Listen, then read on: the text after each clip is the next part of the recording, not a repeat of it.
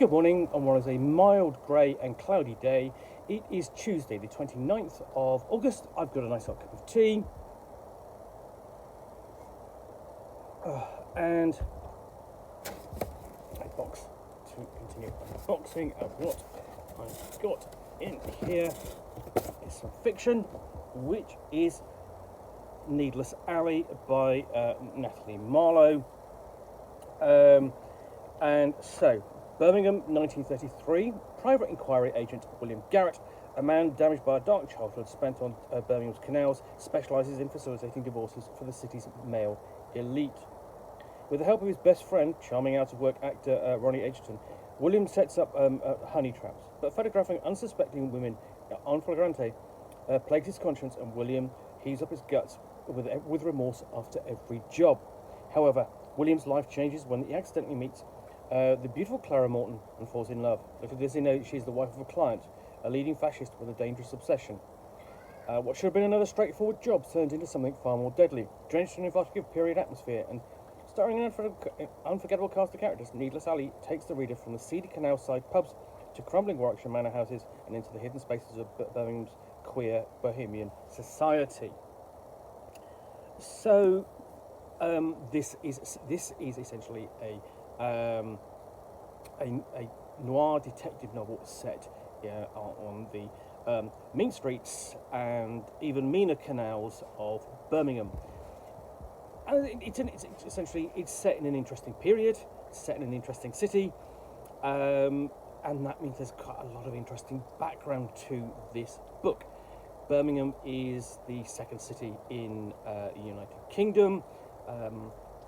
And it's or certainly was a major industrial powerhouse, and sort of like the heart, in some ways, the heart of the Industrial Revolution, and allegedly has more canals than Venice. It's a major transport hub. So I live in Birmingham, so it's actually sort of like less than a mile from where I live. I have a point where a major road, a major railway, and a major canal all intersect at one point. And it's the canals that that would have carried the goods of the 18th and 19th century across the country to be sold, at home and abroad. And of course, setting this in the 30s gives this an interesting field, because essentially you have the rise of fascism and the sympathy with Hitler in Germany and Mussolini in Italy, and people thinking essentially that's a better alternative than what the governments they had, especially what was a time of the Great Depression. And also the other thing about it is it's set during a point of century, takes it into the queer and bohemian quarter. You have the repression and society attitudes towards the queer community, which essentially both society and the law rendered the homosexual activity illegal. So that all sets up quite an interesting background for the novel. Plus, if you don't really get a lot of this kind of thriller fiction set during the period in Birmingham. It's other major cities, of course, most notably London, or you might do it in Edinburgh, and so on. Birmingham often doesn't get a lot of look in when it comes to fiction. There's an awful lot of history books about it, because it's got a lot of history, especially industrial history, and also inventive history, like, for example, with the Lunar Men, James Watt and co. And even they have a statue to them. There's a statue to themselves erected in the city. So this is why I picked it up, and I thought it might be interesting to sort of it's also interesting source material for role playing. And we actually start off with the Noir credentials with a quote from Raymond Chandler, and then we quickly get into the novel. And the other thing I might need to know is essentially that divorces could not be granted without cause. And, you know, even getting a divorce was a scandal in itself for much of the 20th century.